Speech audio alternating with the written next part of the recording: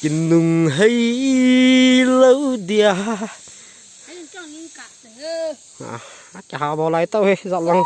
ta sẽ đồ lăng phát xịt khát kinh nung he gul hăng nung áo tu mà bung ngô he tu ni gul la he gul hăng chít chệ phela phel thei về mò he to nó phui as lăng áo phu chỉ kít ta không em sao mang cho sum ki ko thim ta ya na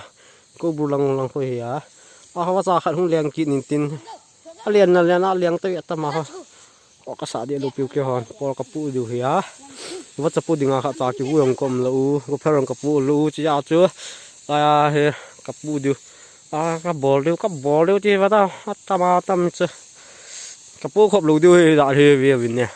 cái chỉ fu điều lăng fu cái lăng cái khul lăng làm lìn lăng nói mù nó mù khá điều bà điều bé vừa đang cái kim con nó chị khơi na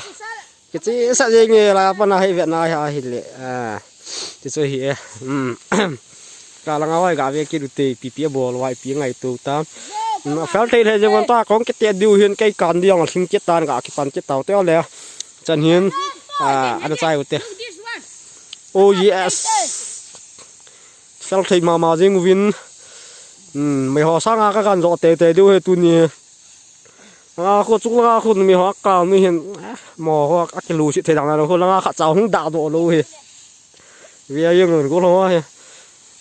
là cô búng nó lại bù cho lại cho họ bet sò bù cái hồi đó bet thì đã bet lên họ bù cái hồi bet lon rồi mà ra không có xịt độ tài là chim ta hay còn cả cán tan cái tiếng mong tao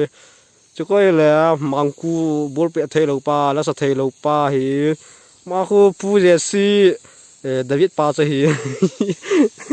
nó coi là ngắm chui secretary pa hi mà hà là cáp khu bung cái tí hi nó giá khá là mấy thì hi mà cáp khu bung pon thôi nhưng mà tên cây này các cái bạn là luôn hi yang mà to hơn mang khu to là ngắm chui khu mò thùng khu băng phong cái như bộ các bạn luôn hi cái liên quan cho anh mua đào tàu thế tôi chẳng